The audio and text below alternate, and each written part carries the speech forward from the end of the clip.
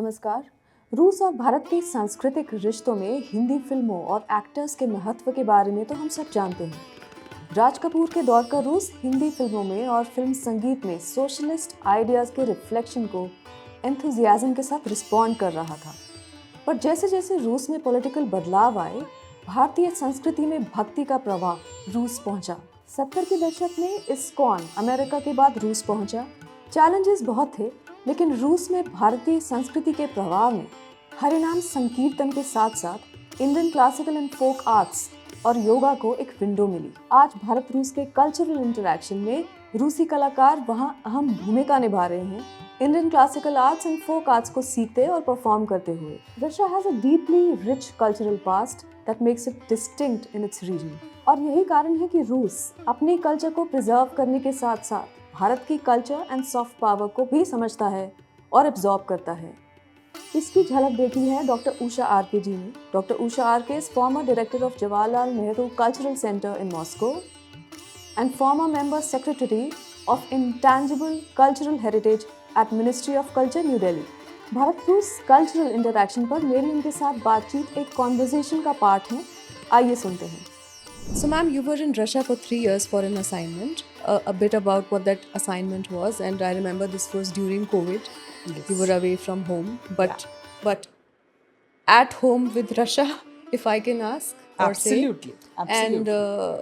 And just let us know about what new you saw there about how Indian art or Indian soft power is perceived or grasped.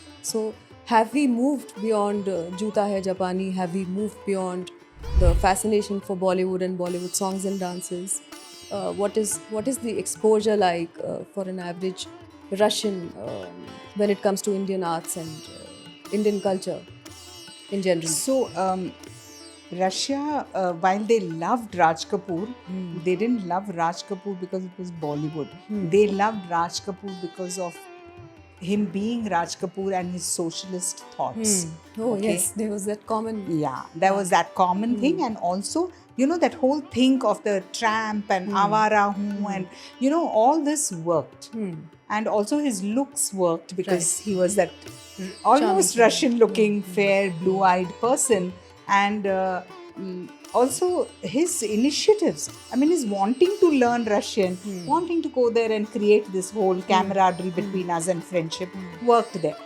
And even so, they don't look at Bollywood as what we have today, but they look at Bollywood as Raj Kapoor, Mithun Chakravarti, and that's it. That's fascinating because It's fascinating. So from Raj Kapoor to Mithun Chakravarti is there's a gap. Nobody this is in a the huge middle. gap, and yes. And then there's suddenly Mithun Chakravarti, who becomes a sensation and is loved like mad. Even today, you'll have a 55, 60-year-old woman who, if you play Jimmy, Jimmy in front of her, will say, Aja, Aja. Oh. That's the kind of craze he had, and they feel they almost blush when they hear that song.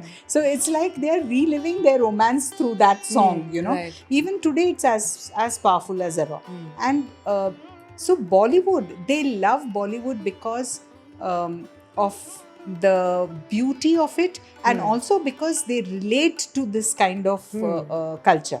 Right. Okay, but at the same time, I would say that Bollywood is only a part of what they like about India. They love classical. There have been Russian classical dance enthusiasts who have shifted to India, who lived in Kalakshetra, who lived in Kathak Kendra, and learned dance or music from here. There's one girl called Lisa Wolf. Now she is there on Instagram also. She's a fantastic Hindustani singer. She sings beautiful thumris. She sings rag. So she comes to Pune and learns. Okay, there's a young boy who's a flutist who wonderful Hindustani flute he plays. There's a sitar player. There are all these music, hardcore classical. They don't play Bollywood or anything like that. They play hardcore classical music, and they have come to this country. The boy who plays sitar, Ivan, has studied in Banaras. So all of them they just love classical because they love classical music in general. Right. their own music also, you know. So they are not like pop culture and all is very minimal over there. Larger part of their thing is that they want to hold on to their traditions, and they love their Tchaikovsky and they love that, you know. So for them, I think they love their jazz. They have such a wonderful array of liking, you know. So they love our classical dance, they love our folk dances. So there's a whole bunch of Russian. That's because of their own folk traditions. They're They very have, strong. yeah. So they understand folk, they understand group, they understand syncing or symphony. They understand this philosophy of dance, you know. Then they also understand Bollywood because it's film, it's light, it's easy to pick up, and then this visual thing. So we did this beautiful program from black and white to color. So we started with Raj Kapoor, and the whole array of film songs we brought, you know, up to Karan Johar's songs, where we did this entire thing. So black and white costumes se suddenly Sangam or sab aate aate color costumes aane lage. You know, we really took the whole history of it. They like that kind of thing. They are not just about some Wrigley dance or something like that, you know. They're not into that. But they can reproduce it brilliantly. Their kids are their bodies are amazing. They are flexible. They are fit. They are slim. So for them to reproduce any part of the body movement is very simple, and they are hardworking, extremely hardworking. You know, and they love yoga. So you can see all the requirements that we need. They have a great sense of rhythm. Right. So they have all the ingredients ready to make the best dancer in any form. They are fantastic. I mean, there's this Irina Komisarova. What a fantastic Odissi dancer. I mean, she's like a fresco from Konark. Really? And her students, they look like as though they were born in India, you know, and they're so beautiful. They're so authentic. They will not mix that with this. They will not mix anything Bollywood or any other thing with the traditional form that they learn. That's what I'm thinking. The immersion is so deep. Very sometimes deep. the way it works for them, that they're sincere. they do not land on middle paths. No. And they also, And it's not shortcuts. that they earn too much from this. They almost all of them have other sources of earning. This is a passion they follow, and they're dedicated to it. So the classes, the timing, the travel, the everything, they take it in their stride, and they are so dedicated, I can't tell you. In the 3 years, I must have done more than 350 shows. And in all of them, I've had Russian girls performing, Russian artists performing, and they are so dedicated. They are disciplined, they are dedicated, they love it. You know, that's the whole thing. You don't want to want somebody to perform it because they think they're getting something. They're getting actual satisfaction from performing. Right. You know, it's not about money or fame or anything for them. They are all byproducts, you know. But I found their dedication really commendable. And they have love for everything. They love our literature. They love Rabindranath Tagore. They love the visual artists of our country. They love paintings of India. The painters of India. There is no aspect where I can say that this was they didn't like so much. I can't find anything like that. I think that's why you are sure when you say that they appear like frescoes, because when your perception is shaped by multiple arts from a single land to which you are attracted, and to the arts that you're dedicating your learning and life to, because these are young years. Yeah. तो अगर आप इन सालों में आप इतना energy दे रहे हैं, investment दे रहे हैं टाइम का, so when you are exposed to complete arts, then I think it shows in their...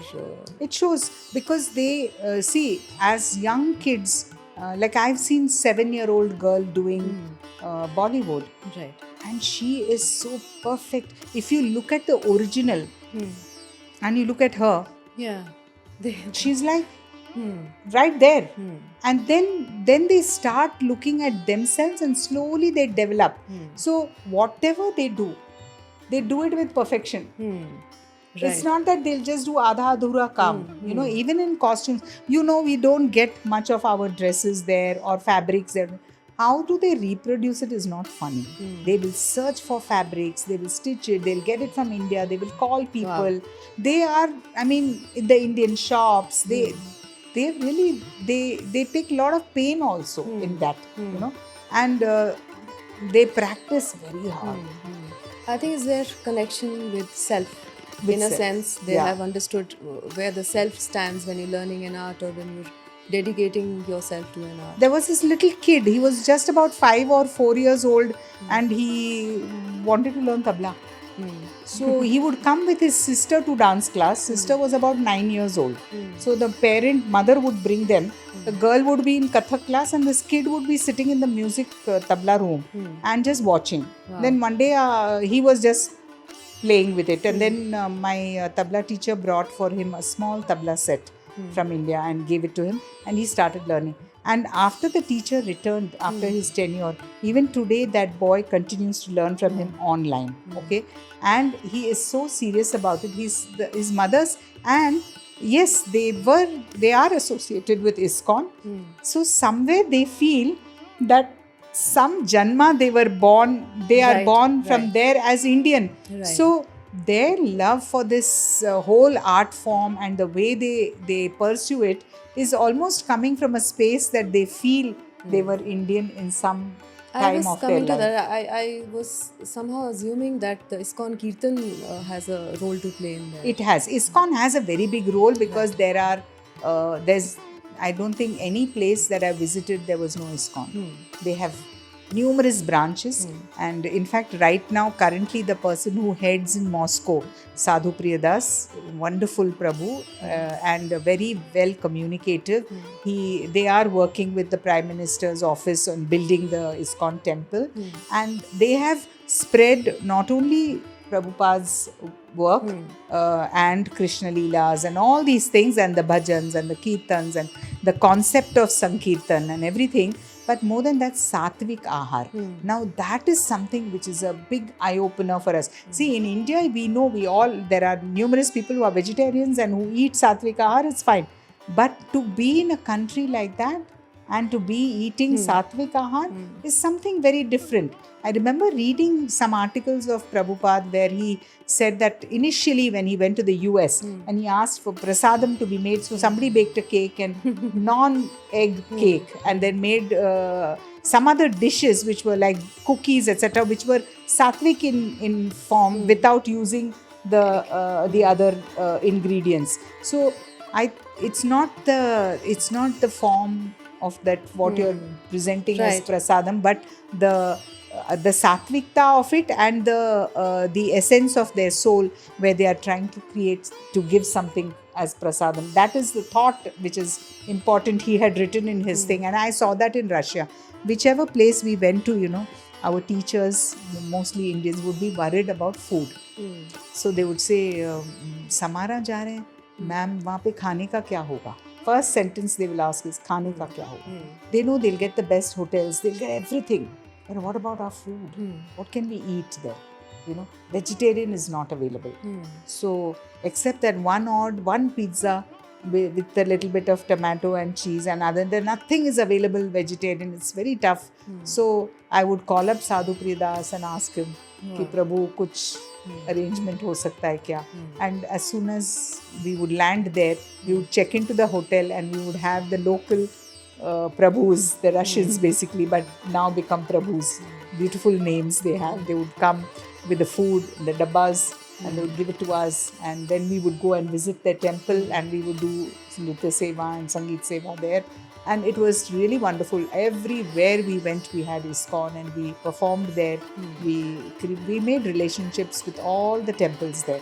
And along with that, we also have Gurudwara, where they do very beautifully all the kirtans and shabads and whatever that is done in the Gurudwara, langar. So these, I think Russia just takes to everything about India.